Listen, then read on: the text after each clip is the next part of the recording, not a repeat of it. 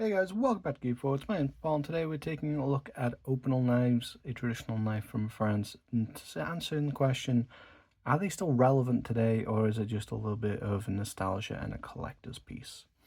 First of all, if you enjoyed this kind of content, I'd appreciate if you could hit that subscribe button and like and leave a comment. It does all greatly help the channel, and I'm always interested to hear what people in the community think, both on the videos and on the subject in general. Now, getting into it, Opinels are a knife, as I said, from France, and they are really the French peasant knife. Not in a denigrating way, it's a cheap, widely accessible knife for the masses. In the UK, that's more kind of like the slip joint kind of thing, and in other countries, that takes other forms, like the Higanokami in Japan, or the sword peasant knife in New Zealand. So this is really France's version of that, and you can see that the design is very simple. We have a turned and carved wood handle with a metal collar, and this takes really kind of a couple different variations. Now, there are modernized versions of the Opinel that have modern handle materials and more of an outdoor aesthetic, such as integrated handle whistles, that kind of thing. And there are also parts of Opinel that cater more towards, cooking. They have different kinds of knives suited for, say, picnicking, that kind of thing. I'm only really looking at the traditional Opinels here. I may look at the more modern versions or specialized versions in the future. This is really just the core, what people think when they think Opinel. So, as I said, there are some variations in this. There is stainless and carbon, and then there's also the locking and non-locking version. They come in a variety of sizes, and generally you can get either in whatever size you want. Stainless and carbon is the easiest thing to tackle, so let's do that first. Now, stainless models are indicated by inox, which just means stainless, and it's a stainless steel. It stains less. Now, some people see that and think it will never rust. No, it's just more rust resistant. Nowadays, we have some super steels that are damn near rust proof. However, this just is going to be more resistant. The trade-off here is that in a lot of stainless steels, you're going to get more resistance to rust at the cost of edge retention. It's going to be a bit of softer steel, which at the same time is going to be a bit easier to sharpen, but is going to require more frequent maintenance in that way.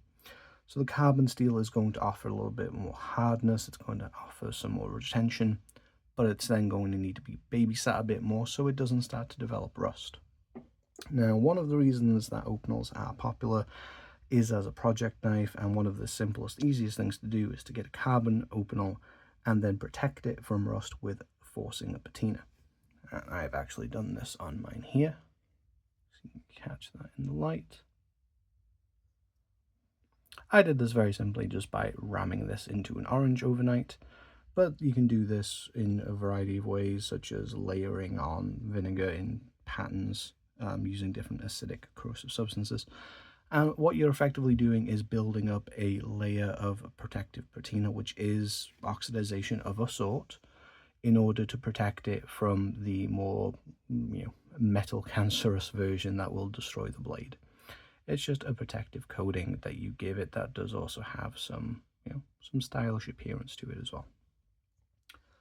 Obviously, these have different appeals, and they have different use cases, which I'll come to later.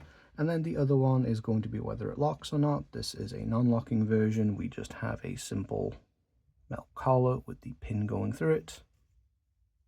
Nothing to hold it in place. And this uses what I believe is called the Vibralock.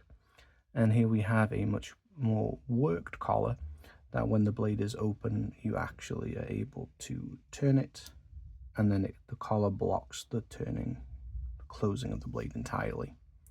As far as locks go, this is very stable. It's not the, most convenient to operate one-handed.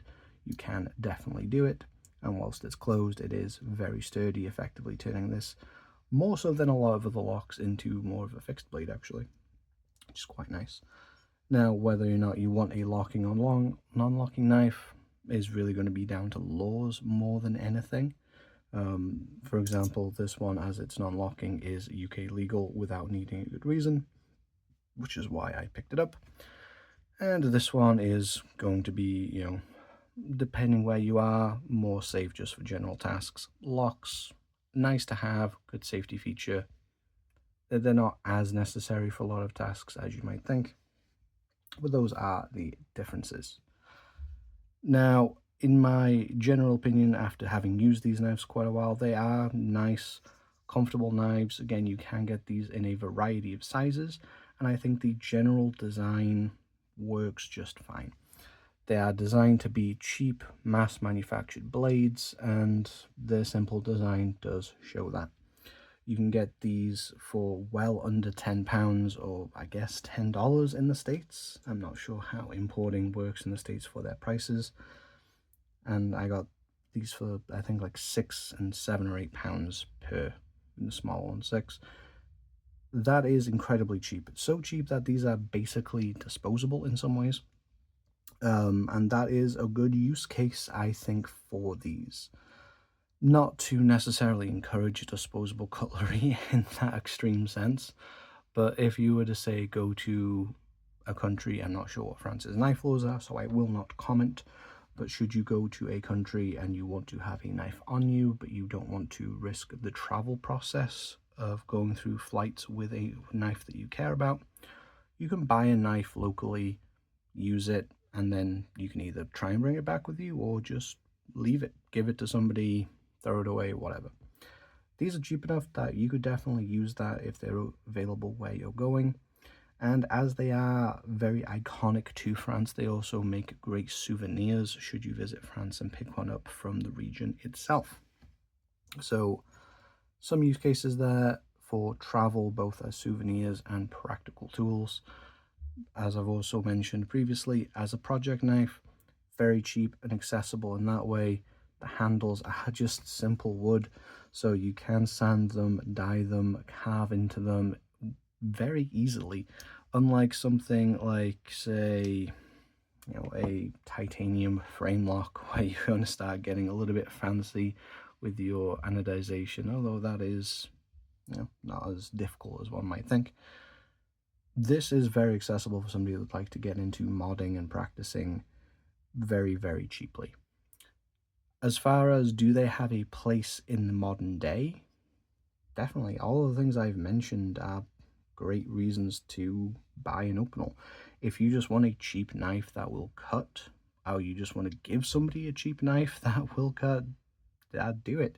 It's really hard to find a knife in this price point in a more modern design that is not going to be crap. Now, the kind of uptick in knife production from places like China that have really upped the game, but if you're not in the US, access to those readily without them getting confiscated at imports, and even just getting them down to this low of a price is not the easiest. So just having a cheap functional knife that, because of its simple design, means that it's going to just work well and there's less for quality assurance to get wrong. I mean, this is literally just a solid piece of wood with a pinned in blade. Now, that does mean that maintenance in some ways is a lot more difficult.